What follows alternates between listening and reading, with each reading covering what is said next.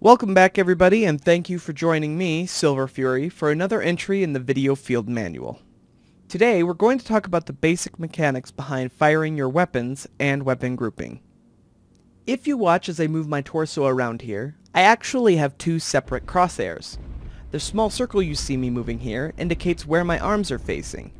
The larger cross indicates where my torso is facing, and the weapons that fire from it.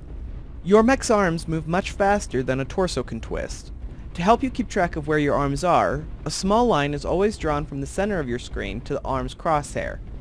Your torso range of movement will normally be smaller than your arms, but will always try to move towards your arms as much as possible. Some mechs don't have arms, so they can't move beyond the twist of the torso's range. Remember, your torso will move separately from your legs, so it's very possible to fire at something coming up alongside you. Before I get on to how to shoot your weapons, we should really talk about this little box in the bottom right-hand corner of your heads-up display. These are your weapon assignments, and can be changed at any time during actual gameplay. The blue numbers indicate what button on your keyboard you need to hit in order to fire that specific weapon. You can change which of the 6 buttons you want the weapon to fire on by using up, down, left, and right arrows on your keyboard. Your current position is indicated by a highlighted column and row. Using right control, you can select and deselect a weapon assignment to a current number. Using the row, you can assign a single weapon to more than one number, and using a column, one number to several weapons. In this case, pressing 5 on my keyboard will fire all of my weapons at once, initiating what we call an alpha strike. I've set it up manually to fire on the press of 5, but by default, pressing the backslash button on your keyboard will achieve the same effect, regardless of your weapon groupings. Now, if I can rewind for a second to go back to the main menu, by default, the left-click button of your mouse will fire the column highlighted in your weapon grouping, and the right-click will fire the weapon to the right of it. Personally, I prefer to change this to always fire my grouping 1 and 2 with the left and right clicks respectively. Also note that if you have a gaming mouse with a 3rd or 4th button, those sometimes are assigned to fire weapons as well, even if it doesn't say so. Definitely check your settings to make sure they're set up the way you'd like them to beforehand. I shot many a friend in the back because my push to talk key was also 4 in my grouping on accident. Now that you're ready to fire at things, you probably want to know what things to fire at. Anyone on your mini-map or in full view of you with a blue indicator is a teammate. Mechwarrior Online encompasses full friendly fire, meaning that 100% of the damage you would do to an enemy can also be done to your friend if you shoot them instead. Checking positioning and guessing where somebody might be crossing in front of you is an important skill to learn to reduce damage to your own team. Ow!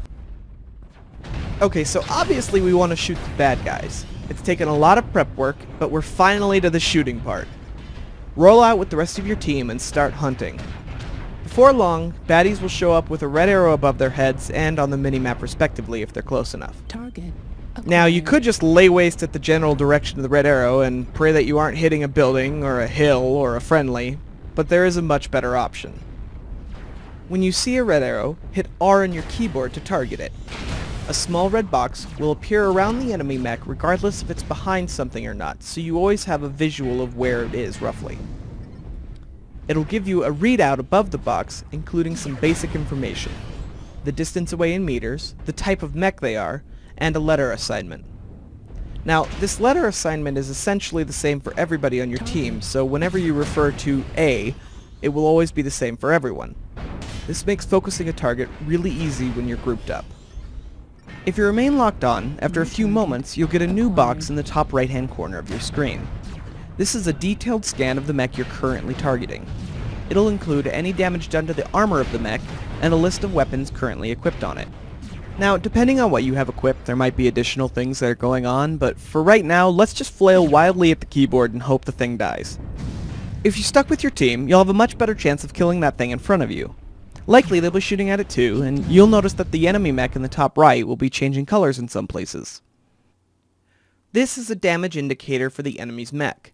It starts with a yellow outline, indicating light damage has been done to the outside armor, to orange for medium damage, and finally red for nearly destroyed.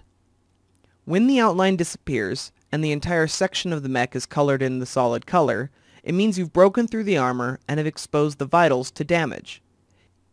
Hitting these places successively will often destroy the component or outright kill the mech entirely depending on what system you're exploding. That's it for the basics of combat. Keep an eye on this channel for the next video where I'll include a detailed look at the heads-up display and I'll go over some things I forgot to mention in previous videos. Thanks for watching.